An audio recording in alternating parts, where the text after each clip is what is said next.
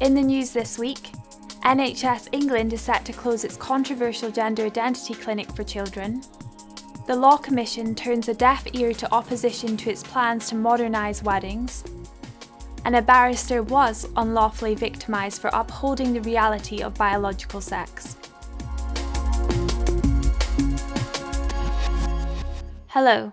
NHS England has announced the closure of its controversial gender identity clinic for children after an independent report found it was not fit for purpose. It follows consideration of the cast review on clinical practice at the Tavistock and Portman NHS Foundation Trust Gender Identity Development Service.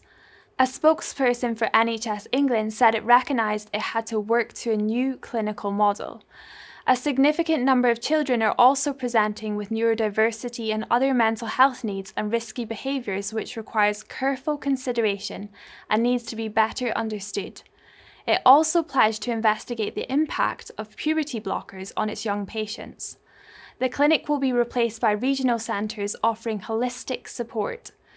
Earlier this year, Dr. Hilary Cass, the consultant paediatrician leading the independent review, warned that the clinic was not a safe or viable long-term option.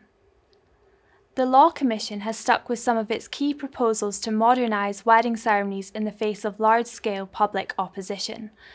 Recommendations to ditch prescribed words, allow couples to customise ceremonies and remove restrictions on inappropriate venues have all been retained in the Commission's final submission, despite being rejected by respondents to its own consultation.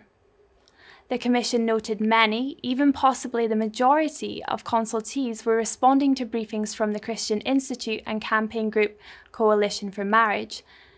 Institute Deputy Director Kieran Kelly criticised the independent body's dismissive attitude towards the views of ordinary people.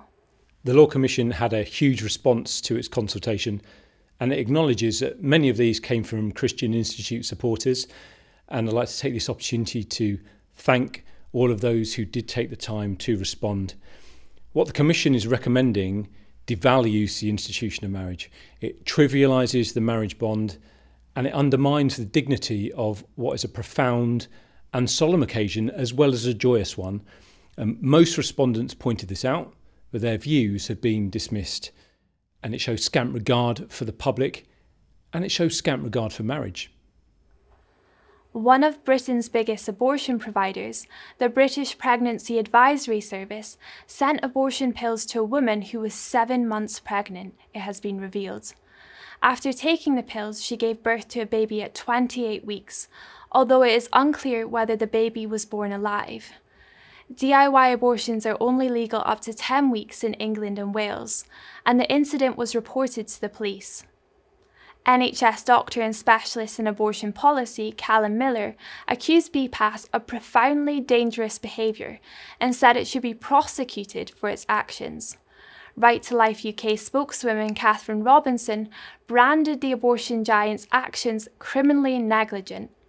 Between April 2020 and September 2021, more than 10,000 women in England required hospital treatment after taking abortion pills. And finally, a barrister accused of being transphobic by her employer and placed under investigation has won her case for discrimination. An employment tribunal found that Garden Court Chambers had unlawfully discriminated against Alison Bailey for her view that a woman is defined by her sex, and ordered it to pay £22,000 in compensation. Bailey welcomed the ruling as a vindication for all those who, like me, object to the erasure of biological sex. The barrister's employer received advice from the controversial pro-trans lobby group Stonewall, which also accused Bailey of transphobic statements. Well, that's all for this week. For regular updates and information on all of our stories, plus much more, visit our website at christian.org.uk. Until next time, goodbye.